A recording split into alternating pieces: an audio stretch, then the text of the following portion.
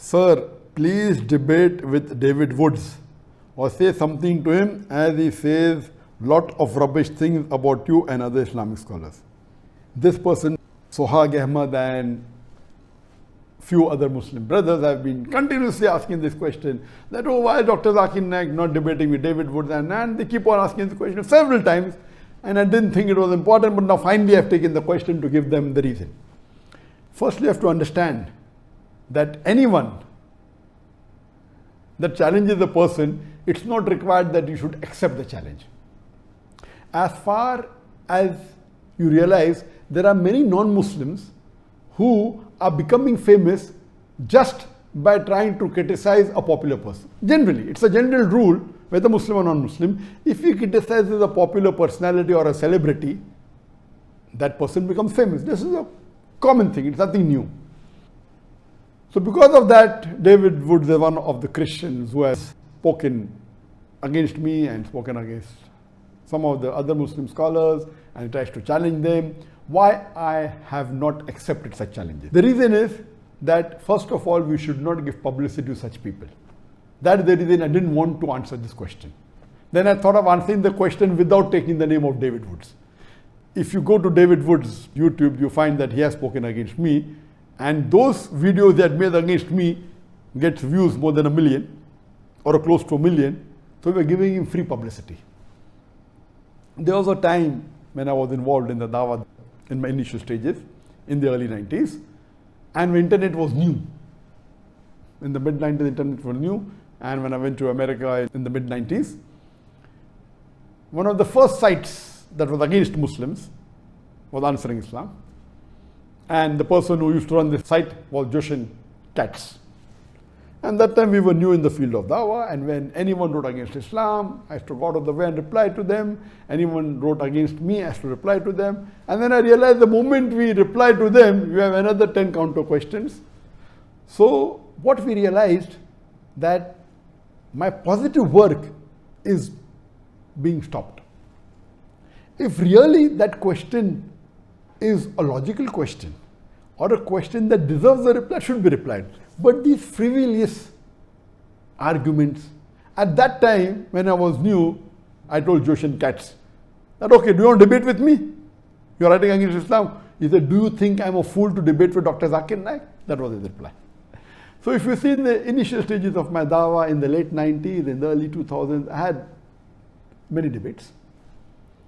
And then I realized that debating is not the best, it should be done when required.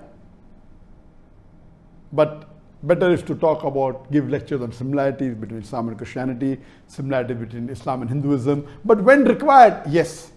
And one of the best debaters in the world, you know, was Mohammed Hijab.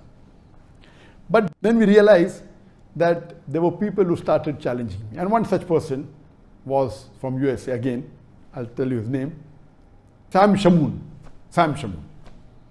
And when I went to Chicago, I met him. He said, oh, I want to debate with you. I said, send your guru. And then I had a debate with his guru, Dr. William Campbell. And when I accepted this debate, I was called by the students of USA that Dr. William Campbell wrote a book, Quran and Bible in the Light of Science. And he took out about 30 scientific errors in the Quran.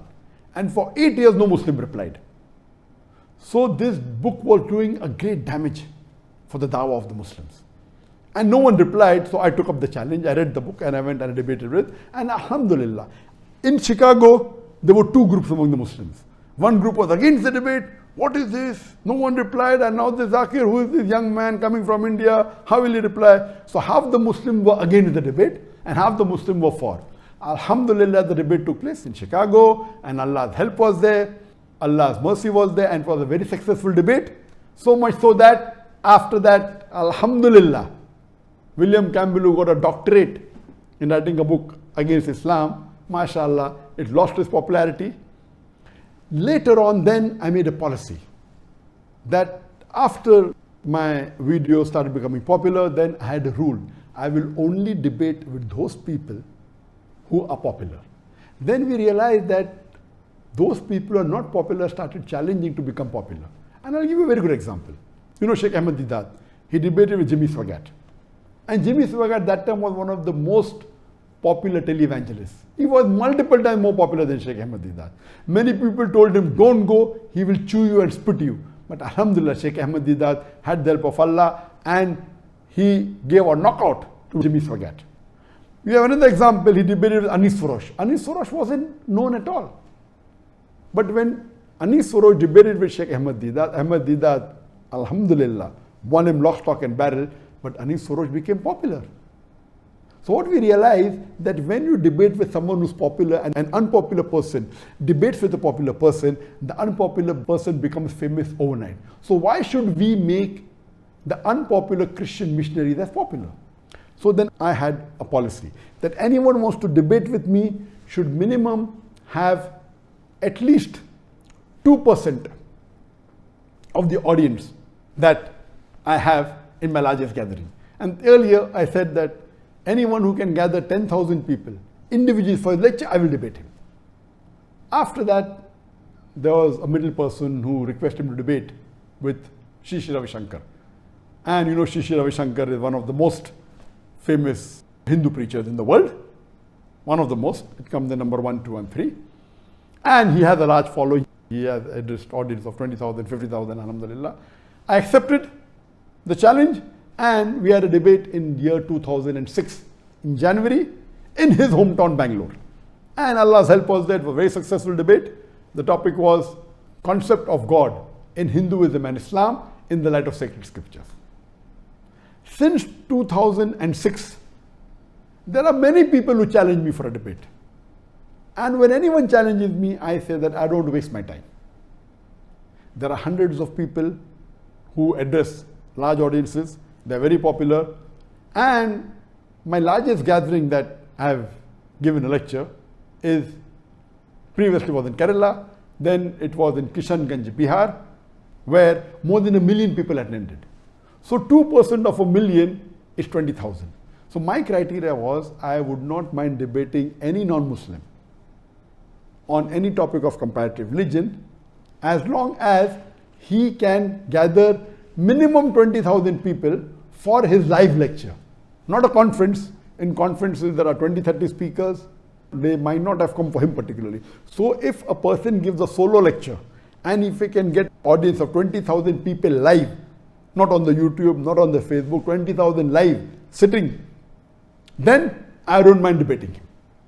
And what I'm asking is not something which is difficult. There are hundreds of Hindu preachers in India who have audiences more than 20,000. There are hundreds of Christian missionaries who have audiences more than 20,000. So I tell, if people like Sam Shamoon or people like David Wood want to have a debate, let them become popular. Why do they want to ride on my bandwagon? And if you can't get that gathering, only thing you have to do is convince with your material any other Christian preacher. There are many. Franklin Graham is there, Billy Graham is there, Morris Cerullo is there. There are many. There are 100 speakers that I know in Christianity who have given live lectures to more than 20,000 people. What you have to do is catch one of them and convince them that your material against me is logical and give it to them. I will have a debate with them. Why should I make you famous overnight? I heard 1 or 2 of his videos that Zakir Naik is a joke. It is. What he's talking is rubbish. But the moment I reply to him, he becomes famous. That's the reason I was avoiding handling this question, because now the moment I take the name of David Wood, most of the people hearing me tonight may not be aware of David Wood. A small percentage maybe. They will go and check, he will become famous. And let me tell you, there are many other people. There was a Dai by the name of Mohammed Hijab. And he came to meet me in Malaysia last year. And he's a fan of mine, he's a good Dai. He personally had a debate with David Woods. I have not seen the video, I was supposed to watch, but some of my colleagues saw it and they told that Brother Mohammed Hijab, he gave David Woods a knockout. So when others can do the job, why should I waste my time? That's the reason previously we used to reply on the internet. Now we don't. Because the moment you reply, they'll give a counter reply and your work of positive dawah suffers. So that's the reason anyone who wants to debate me, this criteria is there. Give it to a celebrity, give it to a famous personality, he will not be a fool to debate with me. Today, if someone gives $1 million to Sri Ravi Shankar, he will never agree to have a debate with me again. He knows that. Even if you give $2 million to him, he will not. Because he's a celebrity. He will lose his following. And he already lost many people in that debate who were his followers, who called him God. They accepted Islam. So that's the reason I request David Wood to convince any of these 100 Christian missionaries who are popular, who can have audience of more than 20, convince them. If he cannot convince them, why does he want to have a debate with him? When he cannot convince his own Christian brother that the material of his is enough to answer my lectures, why is he wasting his time? These people are only riding on the popularity of other people. Otherwise, he is unknown. And I request the Muslim brothers, please don't waste your time. Please don't waste your time. The person who asked me this question should have, in fact, known that Brother Mohammed Hijab, he had a debate with him and I already answered him. So why should you make David Wood popular? So hope this answers the question.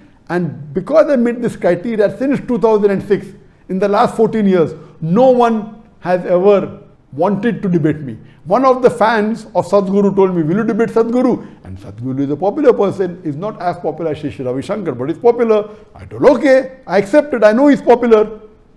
Okay, if he wants to debate with me, I'm not interested in debating him. He wants to debate, he wants to speak against Islam, wants to challenge me, I'll accept it. Because if he challenges me, and if Allah's help is there, and we present the truth and answer to all his illogical arguments, but naturally he will lose his following. So if people like Sadhguru or someone who's popular want to challenge on any topic of Islam and comparative religion, which I deal with, I accept the challenge. Hope that answers the question.